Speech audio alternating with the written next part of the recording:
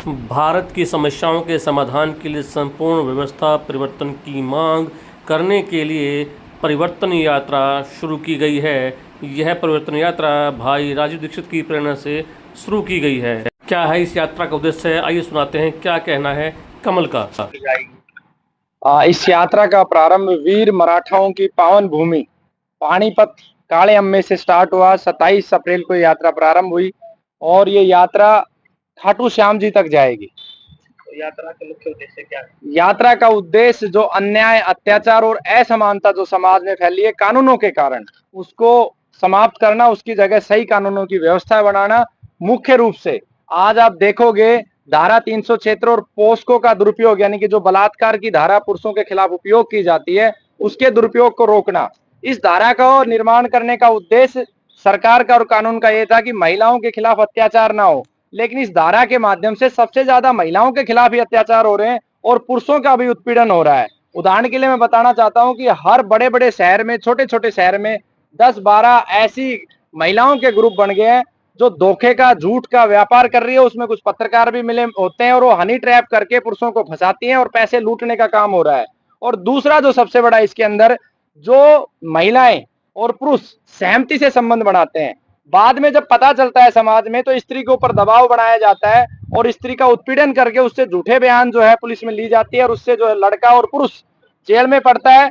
Jail में जाकर वो 6-6 महीने, 8-8 महीने उसकी जमानत नहीं होती और बाद में पता चलता है कि वो केस जीत जाता है और 6 महीने उसका जो उत्पीड़न हुआ और उस महिला का जिसको दबाव में जिसने बयान दिया था, वो जिंदगी भर बेचारी परेशान रहती है, क्योंकि उसकी आत्मा को तो ये पता है कि उसने संबंध सहमति से बनाए थे। तो वहां भी महिलाओं का उत्पीड़न है और जो पुरुष जेल में रहा उसकी बहन का उत्पीड़न होता है, उसकी माँ का उत्पीड़न होता है, उसकी पत्नी का उत्पीड़न होता है, उसकी चाची, ताई, बुआ, फूफा, सबका उत्पीड़न होता है। और इस धारा का मैं सरकार से निवेदन करूंगा, इस धारा का असेसमेंट किया जाए। इस धारा में अधिकतर केसेस में महिलाएं अपने बयान बदल रही है। ये बिना पूंजी का एक ऐसा घिनौना अपराध है, ऐसा व्यापार बन गया है जिसमें चंद महिलाएं पूरी मात्र शक्ति के ऊपर प्रश्न चिन्ह खड़ा कर रही हैं। तो पहला इस यात्रा का मुख्य उद्देश्य है। दूसरा इस यात्रा का जो उद्देश्य है, दूसरा उद्देश्य है कि आज हमारे भारत में हमारे खिलाफ कानून सरकार ने बना रखे हैं। एक कानून सरकार ने पास किया लगभग 1955 के आसपास, इंडियन मैरिज एक्ट। ये मैरिज एक्ट कहता है कि हिंदू, सिख, ईसाई और जैन ये कानून के अनुसार एक विवाह करेंगे। दुनिया का सबसे प्राचीन धर्म कौन सा है? सनातन और वैदिक धर्म है और यह धर्म 5000 वर्ष पुराना धर्म है। इस धर्म को कानून के अनुसार सरकार चला रही है और ईसाइयों को और मुस्लिमों को ये आजादी दे रखी है, आप अपने धर्म अनुसार 4 शादी करो, 5 करो। आखिर इस देश में ऐसी असमानता क्यों? कानून हो, लेकिन क्या हिंदू, सिख, जैन, बौद्ध इतने कमजोर हैं कि अपने धर्म की रक्षा नहीं कर सकते हैं? या तो सरकार सबके लिए समान कानून बनाए, और सरकार समान कानून नहीं बना सकती तो हम हिंदू, सिख, जैन, बौद्ध क्यों माने, क्यों सरकार की माने? क्योंकि हमारा धर्म तो 5000 पुराना है, तो हम हमारे धर्म के अनुसार चलेंगे। तो पहली प्राथमिकता से हम सरकार से निवेदन करते हैं कि समान कानून बनाए, और सरकार में सामर्थ्य नहीं है, सरकार को अगर भय लगता है कि दूसरे लोगों पर कानून नहीं बना सकते, तो हिंदू इतना कायर नहीं है, सिख इतना कायर नहीं है, बौद्ध इतना कायर नहीं है, जैन इतना कायर नहीं है। बलिदान के बड़े बड़े इतिहास हमने लिखे हैं। मराठाओं ने 1000 किलोमीटर दूर आकर इस राष्ट्र की, धर्म की रक्षा के लिए पानीपत की मिट्टी में बलिदान दिया, और वो मराठा इस देश का प्रत्येक नागरिक उन्हें खड़ा होगा और सरकार के जो असमान कानून है इसको बदल के रख देगा। और तीसरा जो बिंदु है, इस देश में तेजी से जनसंख्या विस्फोट हो रहा है, जनसंख्या नियंत्रण होना चाहिए। इसी तरीके से अगर जनसंख्या बढ़ती रही तो आज आप हिमालय पे देखिए, जो भूमि, देवभूमि जिसे हम कहते हैं उत्तराखंड, उसके जंगलों को काटा जा रहा है, जड़ी बूटियों को काट काट के वहां पे मुर्गे पकाए जा रहे हैं। तो उसको रोका जाए, जनसंख्या नियंत्रण हो। चौथा बिंदु जो इस यात्रा का है, गौ माता समूचे विश्व की माता है, तो गौ माता की हत्या रुके और अन्य जीवों की भी हत्या ना हो, उसके लिए भी कानून बने। जीने का हक जितना मनुष्य को है उतना ही पक्षियों को भी है, पशुओं को भी है, उतना ही वनस्पतियों का भी है। सरकार वनस्पतियों के लिए भी कानून बनाए। आपको पता है कि तेजी से जनसंख्या बढ़ रही है, रोड के दोनों किनारे हमने पेड़ लगाए। 10 साल बाद आप रोड चौड़ा करते हो, जो पेड़ 20-20, 25-25 वर्ष के हो गए हैं, जो समाज को 1-1 करोड़ रुपए की ऑक्सीजन देते हैं, आप 1 मिनट में ठेका दे देते हो, उन पेड़ों को काट देते हो, और उन पेड़ों को काटने से हजारों पक्षी बेघर हो जाते हैं। क्या उन पक्षियों का दायित्व हमारा नहीं है? समाज को चिंतन करना पड़ेगा। हमारी आयु जो 100 वर्ष होती थी, आज 60 वर्ष की आयु हो गई है। कैंसर, टीबी और बीमारियों से हम लथपथ हैं। इसका कारण क्या है?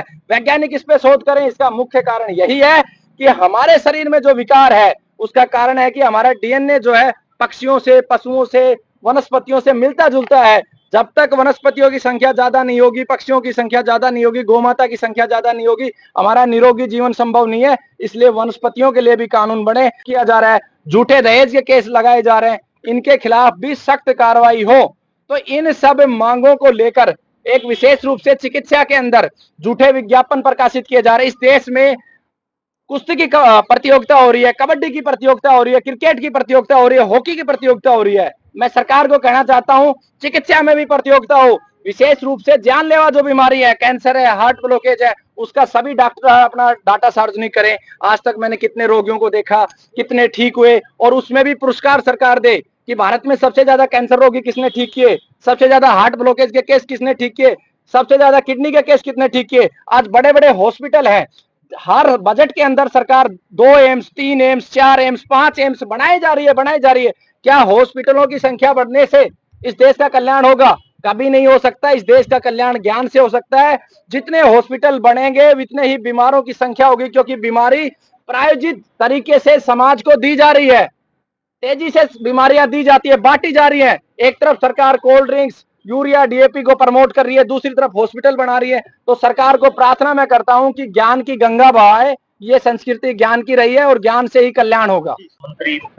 देखिए, अब तक 15 लोकसभा सांसदों को हम ज्ञापन दे चुके हैं, और हमारा लक्ष्य है आने वाले समय में भारत के प्रत्येक सांसद को, भले ही वो कांग्रेस का हो, बीजेपी का, आम आदमी पार्टी का, प्रत्येक सांसद तक, प्रत्येक विधायक तक हम जाएंगे। सबसे पहले हमने ये खाटू श्याम जी के दरबार में, परमात्मा से बड़ा कोई नहीं है, खाटू श्याम जी के दरबार में अर्जी लगाई है। उसके बाद दूसरी यात्रा हमारी 11 अगस्त को स्वामी श्रद्धानंद जी की भूमि से और भाई राजीव दीक्षित जी की समाधि से प्रारंभ होगी, जो सुप्रीम कोर्ट तक जाएगी। और पूरे भारत के जितने भी विधायक है, प्रत्येक विधायक, सांसद, और इतना नहीं, गांव के सरपंच तक हम हमारी बात ज्ञापन के माध्यम से देंगे। सरकार को पूरा समय देंगे हम। अगले 2 साल सरकार के पास है, और अगर सरकार ये नहीं करेगी तो हम इतने कायर नहीं है, इतने कमजोर नहीं है कि हम हमारे धर्म का पालन नहीं कर सकते। हमने इतिहास रचा था, रचा है और रचेंगे। अगर सरकार में सामर्थ्य नहीं है तो हम ये करके दिखाएंगे। मेरा नाम कमल है। खबर का मतलब ब्रेकिंग न्यूज नहीं, हर बहस का मतलब हंगामा नहीं। हरियाणा की सारी खबरें केवल हरियाणा बुलेटिन पर। सीधी बात, नो बकवास।